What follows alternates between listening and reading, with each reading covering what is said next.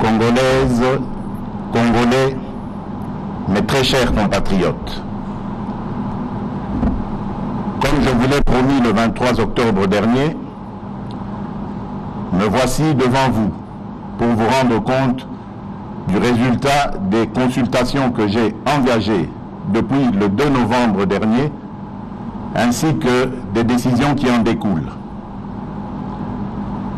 Près de 3 semaines durant, avec les représentants des différentes forces politiques et sociales du pays, j'ai eu le privilège d'aborder les sujets les plus préoccupants pour l'avenir de notre pays. J'ai recueilli des mémorandas, cahiers de charges, notes, projets et autres courriers, aussi bien individuels que collectifs. J'ai été impressionné par la clarté des analyses et recommandations de mes différents interlocuteurs. Une fois de plus, j'ai ressenti l'immense douleur, doublée de révolte, de mes compatriotes face à la situation d'instabilité et de guerre larvée qui perdure dans une partie du pays. J'ai été anéanti par les témoignages renouvelés des victimes d'atrocités. J'ai mesuré la soif, exprimée par tous, d'une démocratie exemplaire et d'un véritable état de droit. J'ai compris que notre peuple et la majorité de ses élites ne supportent plus d'être pris en otage par le cancer de la corruption, des traitements discriminatoires, des discours creux et démagogiques. J'ai ressenti la lassitude de nombre d'entre vous, toujours plus impatients de voir des résultats concrets sur le front socio-économique changer leur quotidien et celui de leurs enfants. J'ai pris bonne note des attentes précises de chaque catégorie consultée, ainsi que celles spécifiques aux différentes provinces. J'ai aussi été marqué par votre reconnaissance des efforts consentis pour trouver des solutions aux multiples problèmes auxquels notre pays fait face. J'en suis d'ailleurs regaillardi. À tous ceux que j'ai eu l'honneur de rencontrer, j'adresse mes remerciements les plus patriotiques. Je remercie également chacun d'entre vous qui n'avait pas pu participer directement à ces consultations, mais qui avait manifesté un grand enthousiasme pour cet exercice démocratique. Je suis très fier de constater que les uns et les autres partagent largement avec moi les mêmes aspirations pour notre pays. Tous veulent voir émerger un Congo nouveau, entamant résolument sa marche vers le progrès. Mes chers compatriotes, la responsabilité qui est la mienne est de rassembler tous les Congolais et de les faire progresser. Le devoir constitutionnel qui m'incombe est celui d'être le garant de la nation et d'assurer le bon fonctionnement des institutions de la République. Nous traversons en cette période un tournant décisif de notre construction démocratique. Ce moment nous confère un devoir collectif, celui du sursaut. Un vrai sursaut démocratique que nous devons porter partout sur notre territoire pour anéantir les desseins des cyniques, pour réveiller les somnambules et pour barrer le passage à celles et ceux qui portent la haine et la honte dans notre pays. Je veux le faire avec vous, autour des principes, des valeurs et d'actions. Action pour le redressement moral de notre nation, pour sa réhabilitation sécuritaire, économique et sociale. Pour atteindre chaque Congolais dans son vécu quotidien et que, in fine, personne ne soit laissé pour compte. Mes chers compatriotes, je vous ai consulté, vous m'avez parlé. de tout ce qui m'a été rapporté individuellement ou collectivement, il se dégage une large convergence de vues au niveau national sur les questions essentielles. Vous m'avez parlé de la paix et de la sécurité.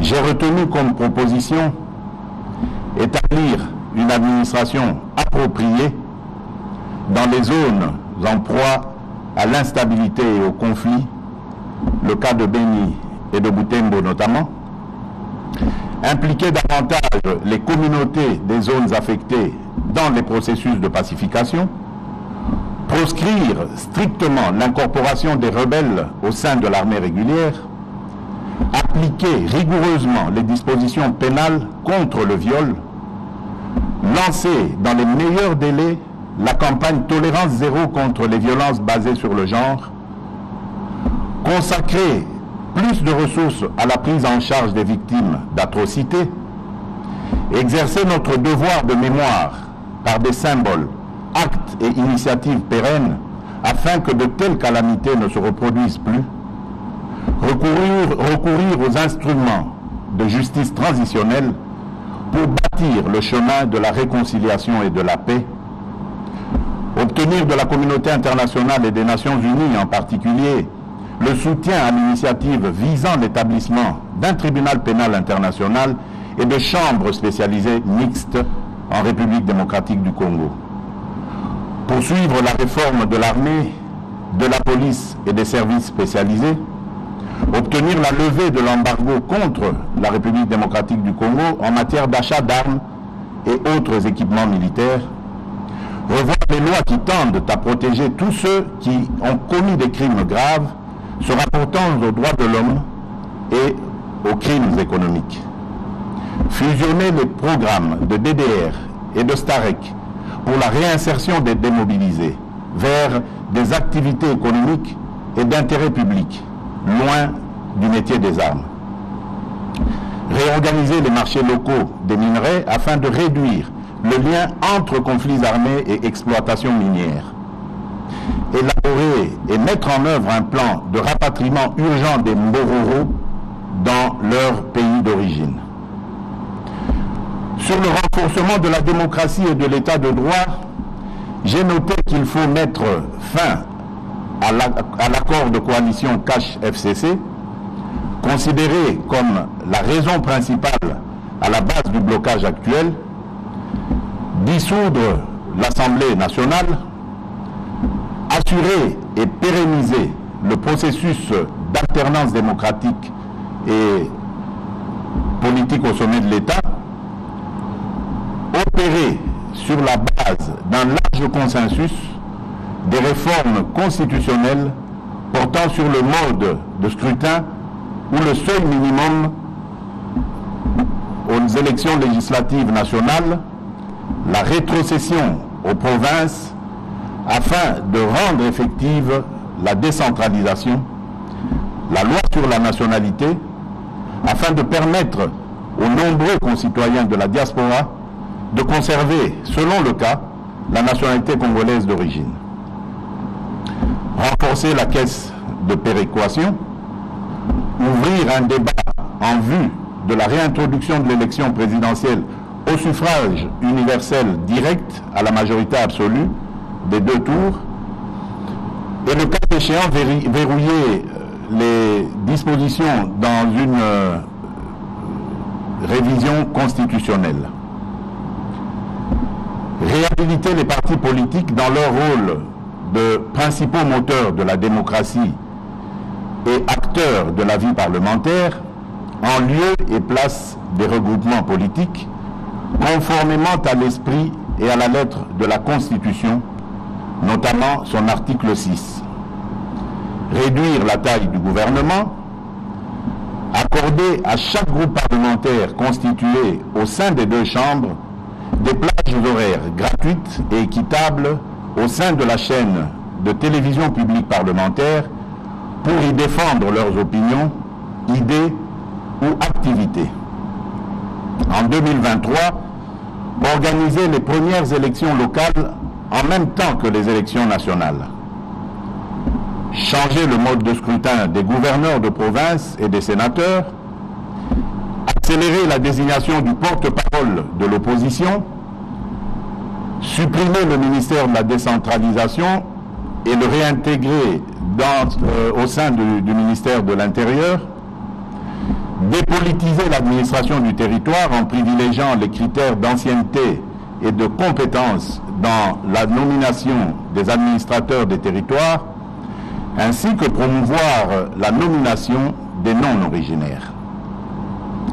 Procéder à l'identification des citoyens congolais et résidents étrangers et délivrer de nouvelles cartes d'identité sécurisées avant fin 2022. Assurer le vote pour les Congolais de l'étranger aux prochaines élections nationales. Créer des sièges pour les Congolais de l'étranger à l'Assemblée nationale. Pour organiser des élections crédibles dans le délai constitutionnel. Vous avez souligné l'urgence de réaliser le recensement de la population dans les délais raisonnables, réformer la loi électorale et la CENI avant la désignation de ses membres, constituer des provisions budgétaires annuelles pour le financement des élections.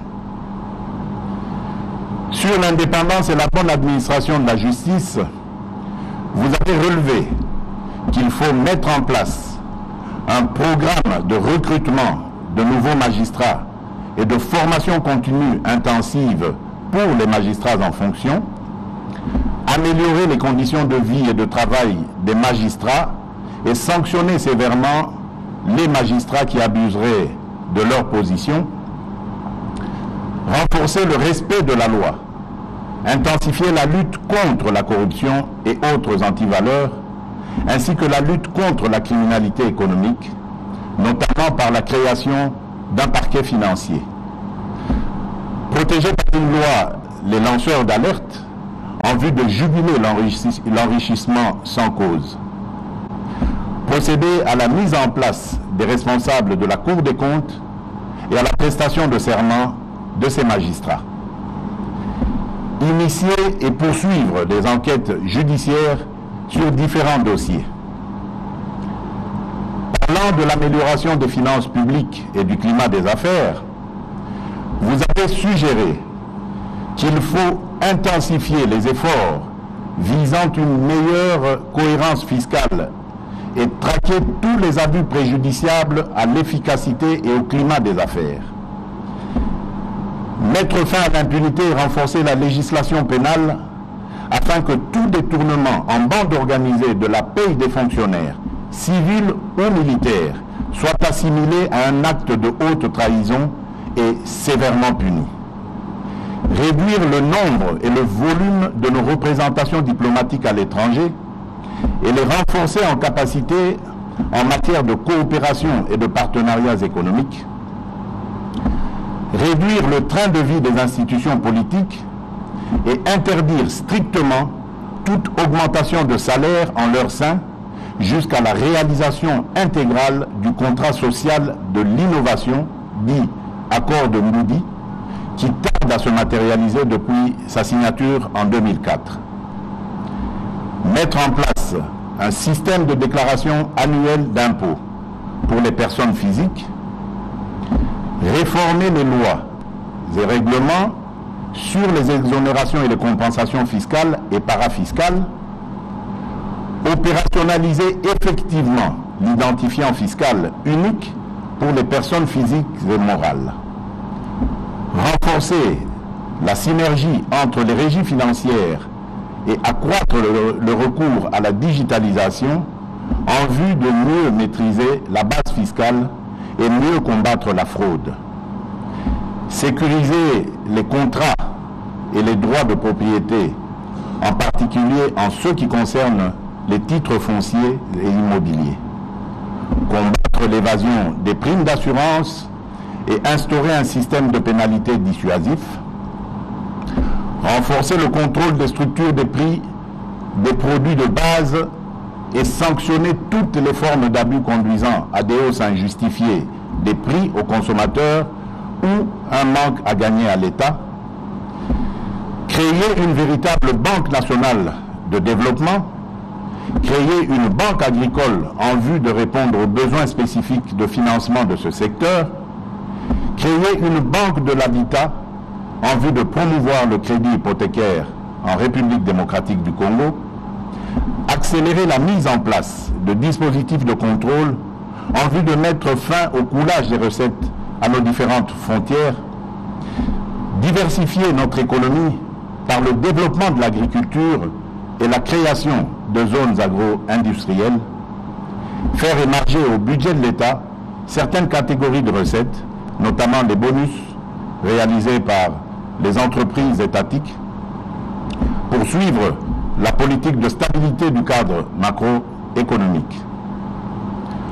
Pour mieux planifier notre développement et bâtir nos infrastructures, vous avez souligné la nécessité de procéder sans délai à l'application du Plan national stratégique de développement, PNSD, le rendre plus centré, plus opérationnel et l'assortir d'une liste de projets et d'actions prioritaires.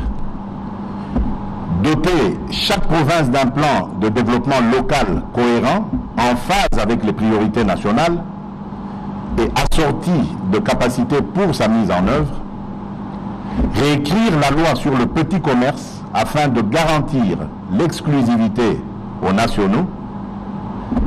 Valoriser et protéger nos actifs miniers grâce à un programme de certification minière en vue de mieux soutenir le financement de nos infrastructures et la mise en valeur de notre économie.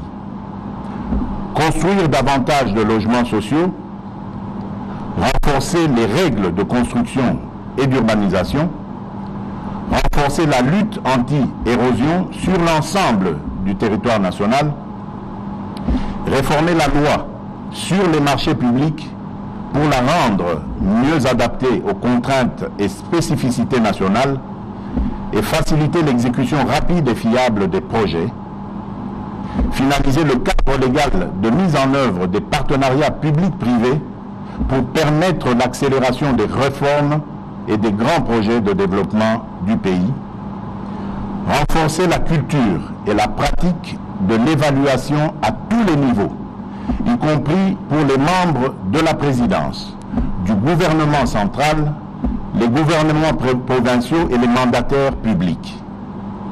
Fixer des objectifs précis de desserte des populations en eau potable, en énergie électrique, en infrastructures de transport et en assurer un suivi rapproché au plus haut niveau du gouvernement.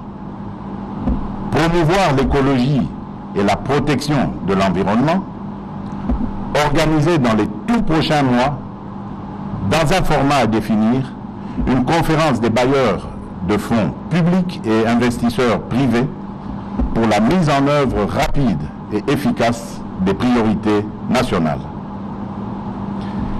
Afin de promouvoir l'émergence d'un Congolais nouveau, en investissant davantage dans le capital humain, vous avez proposé de concrétiser la promesse de la couverture santé universelle par sa mise en œuvre immédiate et progressive, construire et réhabiliter les hôpitaux et les centres de santé, financer les recherches médicales et médicinales, promouvoir l'industrie pharmaceutique locale et le recours aux médicaments génériques, assurer un suivi plus rigoureux de la mise en œuvre de la gratuité de l'enseignement primaire et la suppression de la prise en charge par les parents et en rendre régulièrement compte, traquer et punir sévèrement tous les abus et actes de sabotage dans ce domaine. Combattre la corruption dans les écoles, instituts supérieurs et universités, rendre efficace le cadre déontologique des enseignants, améliorer la condition de vie de l'enseignant, promouvoir l'enseignement technique et professionnel par un dialogue renforcé et des actions concertées avec les acteurs du secteur privé et de la société civile, redynamiser le système de gestion des bourses d'études nationales et internationales, réviser les programmes scolaires de l'enseignement national, promouvoir la culture, les arts et les sports comme vecteurs de modélisation de l'homme congolais en investissant notamment dans les infrastructures et la réhabilitation de l'économie culturelle. Pour donner de l'emploi et une vraie perspective de vie à la jeunesse, vous avez suggéré de combattre l'exclusion, l'extrême pauvreté et la vulnérabilité partout où elle se manifeste, car les enfants et les jeunes en sont les principales victimes. Mettre en place avec les autorités provinciales et locales une véritable politique multidimensionnelle de lutte contre le désœuvrement des jeunes et le phénomène des enfants des rues. Mettre en place conjointement avec le secteur privé un programme visant la mise à niveau, la diversification et le développement de l'offre de formation professionnelle, y compris l'entrepreneuriat, sur toute l'étendue du territoire national. Accélérer la mise en place du fonds de garantie pour les jeunes entrepreneurs. Garantir par la loi un quota de participation des jeunes entrepreneurs au grand marché public. Adopter sans délai le projet de loi revisitant la loi agricole de 2013. Faciliter l'accès au foncier agricole pour les jeunes producteurs ruraux. Faciliter aux jeunes l'accès aux différentes formes de crédit et à des conditions avantageuses. Quant à la promotion des droits de la femme, vous avez insisté sur la nécessité de renforcer les incitations en faveur d'une plus grande participation des femmes aux compétitions électorales, veiller à une meilleure représentation des femmes au sein des instances dirigeantes des entreprises et institutions publiques, promouvoir par des initiatives spécifiques l'entrepreneuriat des femmes. Mes chers compatriotes, l'engouement suscité par les consultations ayant dépassé toute prévision, je ne saurais être exhaustif dans cette énumération. Qu'à cela ne tienne, toutes ces attentes, ces interrogations, ces inquiétudes, cette lassitude, cette colère exprimée, mais aussi les sujets de satisfaction, ont été pris en compte et ont fait l'objet de ma profonde réflexion. J'en ai retenu que, d'une part, le gouvernement de coalition institué au lendemain de l'alternance politique intervenue en janvier 2019 n'a pas permis de mettre en œuvre le programme pour lequel vous m'aviez porté à la magistrature suprême, et que d'autre part, il n'a pas été capable de répondre aux attentes et aux aspirations de notre peuple. Vous avez un rôle immense pour aider à corriger les excès du passé et veiller à ce que nous ayons un Congo plus efficace, plus démocratique et plus solidaire. Nous y œuvrerons ensemble. Aussi, devons-nous cultiver chaque jour et à chaque instant le vivre ensemble sur les valeurs d'égalité de traitement entre les citoyens, d'équité et de solidarité dans le partage des richesses nationales, ainsi que de justice pour tous. Nous devons également renforcer les piliers de la cohésion nationale et la législation en réprimant plus sévèrement les actes et propos incitant à la haine tribale, aux discriminations en tout genre et au séparatisme. Mes très chers compatriotes, cela dit, vos contributions devront conduire ainsi à des profondes réformes. La femme, la jeunesse et le monde de la culture doivent y jouer un rôle intense. La culture et l'éducation sont les piliers sur lesquels se construit le développement et le progrès, la création et l'innovation. L'implication et la responsabilité des femmes dans ce combat vaut son pesant d'or. Ne dit-on pas que partout où l'homme a dégradé la femme, il s'est dégradé lui-même? Nous avons à construire la société que notre jeunesse mérite. Mes très chers compatriotes, au-delà du large consensus sur les objectifs de la gouvernance ainsi plébiscités par les forces vives de la nation et par de nombreux élus, ces consultations ont également mis en évidence à une écrasante majorité le rejet de la coalition entre le Front commun pour le Congo et le Cap pour le changement. Cette triste conclusion intervient après 2 années d'efforts inlassables, de patience et d'abnégation pour préserver l'essentiel au sein de la coalition. 2 années de grâce qui n'auront malheureusement pas réussi à éviter une situation de crise persistante et de défiance inacceptable entre les institutions de la République dont je suis le seul garant. Bandeko Bakolingo, Banamboka, lisanga ya bana Congo ekatisa mikakatano ebele, kasi Congo na biso etikala kaka na bomoko. Etumba oyo ezali ya kobimisa ekolo na biso na bobola na bozangi. Bitumba ya solo esengeli kobunga ezali ya kosilisa moyibi na kanyaka na mboka na biso. Toboyi bokabwani na bitumba oyo toyebeli tina te. Na sengi na bino baso tosangana po tobimisa mboka na ya bakoko na biso na etumbu oyo. Mes très chers compatriotes, ceci n'est pas seulement un discours. C'est un appel à la mobilisation générale face à la dégradation de la situation de notre pays, voulue et orchestrée par les fossoyeurs de la République.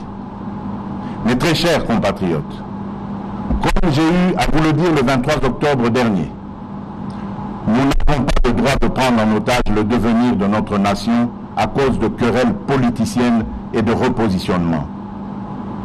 Je ne peux en conséquence me résoudre à demeurer dans le statu quo et l'immobilisme. Le temps n'est plus propice aux atermoiements, ni aux discussions stériles, ni encore moins aux intérêts partisans. Les replis tactiques et les combats d'arrière-garde n'ont plus aucun sens.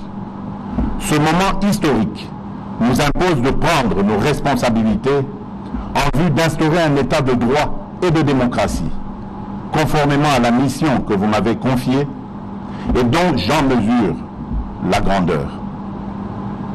C'est pourquoi j'ai décidé de faire porter le grand projet de refondation du pays par l'ensemble des forces vives, politiques et sociales que compte notre pays au sein d'une union sacrée de la nation. Par union sacrée, j'entends une nouvelle conception de la gouvernance basée sur les résultats dans l'intérêt supérieur de la nation.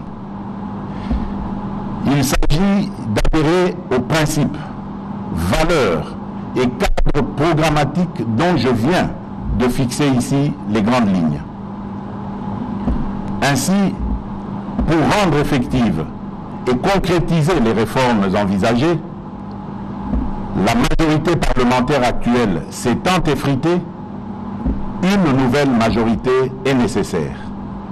En conséquence, j'ai décidé de nommer un informateur, conformément aux dispositions de l'article 78, alinéa 2 de la Constitution. Il sera chargé d'identifier une nouvelle coalition réunissant la majorité absolue des membres au sein de l'Assemblée nationale. C'est avec cette nouvelle coalition que le gouvernement qui sera mis en place au plus vite conduira son action durant le reste du quinquennat suivant la vision, dans le but de répondre aux aspirations du peuple.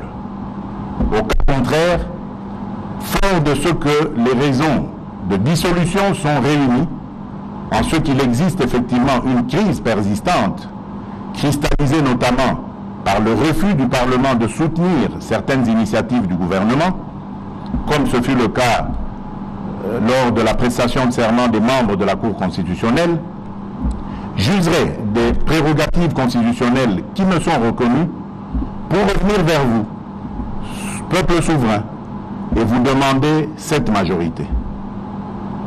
Mes très chers compatriotes, forces vives de la nation, députés nationaux et sénateurs, le moment est ainsi venu de réunir toutes les bonnes volontés, quelles que soient leurs origines politiques, philosophiques ou ethniques, pour donner un nouvel élan à notre destin national dans l'union sacrée de la nation, et que le Congo, notre cher et beau pays, dont le peuple est le bouclier et la force de dissuasion, cesse d'être un problème pour nous-mêmes et pour le monde.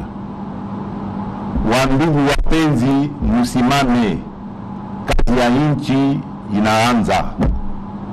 Bampangi ya Luzolo, beno telama, kisame banda.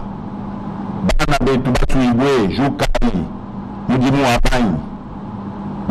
Bandeko bakolingo banamboka, bino banso boteleme, mosala et bandi.